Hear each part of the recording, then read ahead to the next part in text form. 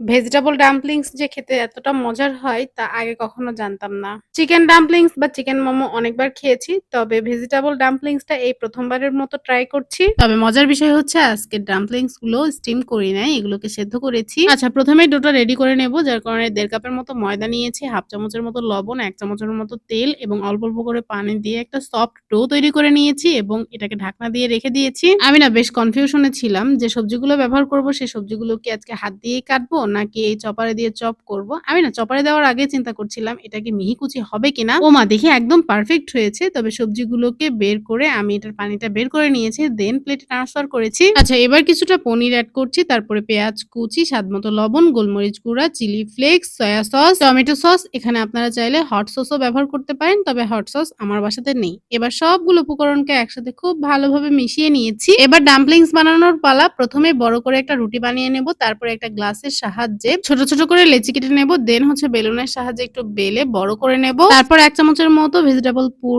দিয়ে ডাম্পলিংস গুলোকে র‍্যাপ করে নেব। ৮-১০ টা বানানোর পরে এই একটা ক্যামেরার সামনে শেপ দিচ্ছি। কারণ এর আগের গুলো একটা শেপও পারফেক্ট হয়নি। বেশ কয়েকটা করার পরে এই একটার মাত্র শেপ একটু ভালো হয়েছে তাই ভিডিও নিলাম। সব ডাম্পলিংস বানানো হয়ে গেলে চুলার উপরে একটা কড়াই বসিয়েছি। দেন তাতে তেল দিয়েছি। তারপরে একটা, একটা করে ডাম্পলিংস গুলোকে দিয়ে একটু ভেজে নিয়েছি। আমার আন্দাজ মতো 1/2 কাপের মতো পানি দিয়েছি। মনে হচ্ছে এতটুকু পানিতেই বাকিটুকু সেদ্ধ হয়ে যাবে। তারপরে ঢাকনা দিয়ে এটা ততক্ষণ পর্যন্ত জাল করেছি যতক্ষণ না পানিটা শুকিয়ে যায়। তৈরি হয়ে গেল মজাদার ভেজিটেবল ডাম্পলিংস, যেটা আমি চিলি অয়েল দিয়ে সার্ভ করেছি। খেতে তো ভীষণই মজা লাগছিল। আপনারা কমেন্ট করে জানান ভিডিওটি আসলে কেমন লাগলো।